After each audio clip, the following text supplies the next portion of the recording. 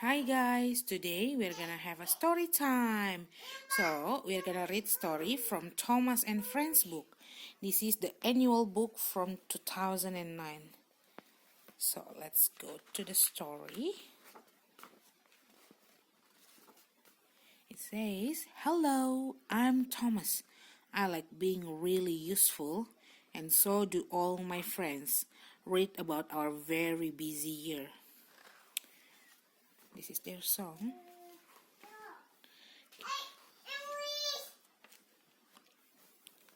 Ding-a-ling. One bright spring morning, Freddie, the old mountain engine, arrived at the wharf to collect a new bicycle for Mr. Percival, the thin controller. When James steamed in with the bicycle, Freddie whistled. "Beep beep, you are late, James." "I came as fast as I could," wished James crossly. Soon the bicycle was loaded onto Freddie's flatbed. "The bicycle doesn't have a bell," James huffed. "A bicycle bell is like an engine whistle. It lets everyone know you are there. You must find one right away." Freddie didn't know where to find a bell, but he didn't want James to know that. "I'll find a bicycle bell," Freddie whistled, and he puffed away. Freddie chuffed along. "Ding-a-ling, ding-a-ling," he sang. "I'll find a bell with the very best ring." Freddie stopped when he saw a farmer with his cows.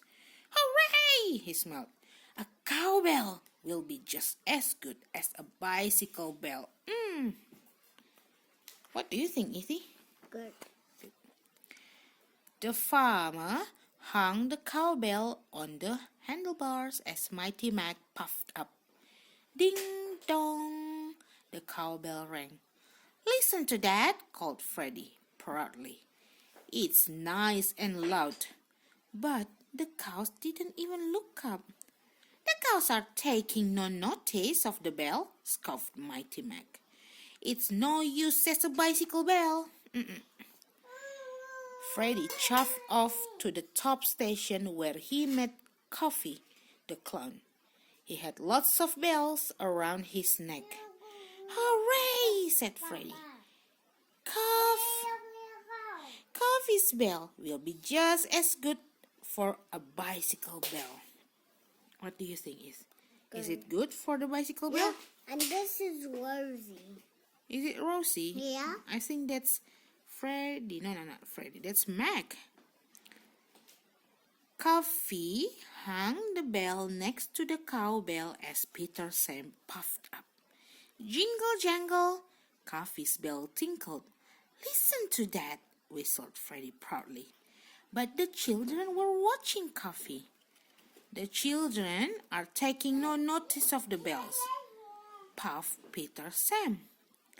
"They're no use as a bicycle bell." "Poor Freddie. I'll have to go back to the wharf and tell them all that I can't find a bell," said Freddie sadly. But when he got there, he saw a shiny new school bell. "Hooray!" he whistled. "A big school bell is even better than a little bicycle bell." Wow. Do you think it will work, Eve? Yeah. A workman put the bell on the bicycle, but it was so heavy that the bicycle toppled off the flatbed and crashed to the ground. Ding dong, jingle jangle, the yard manager was cross. "The thin controller is waiting for his new bicycle," he said. "I'll have all the bells taken off. Then you must deliver it to him, Freddie." Soon after, Freddie was puffing out of the wharf when Thomas chuffed in with a shiny foghorn.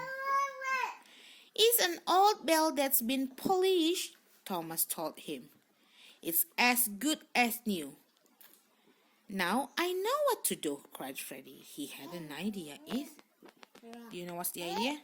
Yeah. Later on, Freddie delivered the thin controller's new bicycle. He had asked the yard manager to clean and polish the bell from Mr. Percival's old bicycle and put it on his new one. "What a good idea, Freddie," said the thin controller. He was very happy with his new bell and rang it. You know how does it ring? Yeah, like ring, ring, ring. That's right, ding, ling, ling. So this book has also the coloring part. It's very good, so you can color the Here, book. let me get the drawing stuff. Okay. And then we're gonna read the next story. It says, Thomas sets sail. The drawing thing, Mommy. Okay. It was spring on the island of Sodor, and a cold wind blew. But Thomas hardly noticed the wind. He had an important job to do at Brendam Docks. The mayor of Sodor had a new sailing boat, and Thomas was taking it to be launched. The mayor, the fat controller, and Lady Hat and Thomas were going to watch the boat go into the sea for the very first time. Ooh, who is this one? It's Cranky Crane. When Thomas got to the docks, Gordon and James were admiring the boat. "It's bright red, just like me," huffed James crossly. "I should be taking it." "It's big and heavy," wished Gordon. "A strong engine like me should be taking it."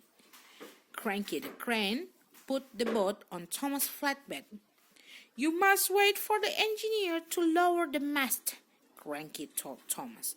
But Thomas took no notice. "The mast will be no trouble for me," he said, racing away. Mommy, then give me the drawing. Yes, we'll do it later. Now, Mama is telling the story about Thomas. The wind was strong and the boat was heavy, but not too heavy for Thomas. "I can do it, I can do it," he puffed. Thomas felt very proud as he steamed past Emily. "Be careful, Thomas," she tooted. "It's very windy." But Thomas took no notice of her. "Who is this one, Ethan? The purple engine. Oh. What's her name? This one." Rosie. Yes. But Thomas took no notice of her. When Thomas puffed towards a low bridge, Rosie tooted to warn him. "Be careful, Thomas," she said. "The mast is too tall to go under the bridge." "Then I'll take another track," huffed Thomas. But when he did, there was trouble. Crack! Creak! Crunch! "Oh no!" cried Thomas. "The mast is caught in the trees." Thomas huffed. Then he chuffed, and with a mighty pull, he broke free. But the ropes had come undone. Look at that. Now Thomas had a big white sail, just like a boat. Like that boat. Yes, that's right. The wind blew him along faster and faster. The mayor and the fat controller were waiting at the harbor as Thomas raced towards them. "Slow down, Thomas," boomed the fat controller. But Thomas couldn't slow down. You know why? Why? Because it's undone. He whooshed past the platform and raced away down the track. When the wind stopped blowing, Thomas managed to stop as well. "If it blows again, I won't be able to stop at the harbor," he said. "The boat will not be launched and the fat controller will be crushed." Thomas knew what he had to do. The crew uncoupled him from the flatbed, and he steamed off back to the docks. Then he brought the engineer back to the boat to roll up the sails and lower the mast. When Thomas chuffed back to the harbor, the mayor and the fat controller were still waiting for him. Everyone smiled as the boat was launched on the water. "Splash!" "Oh, phew," said Thomas.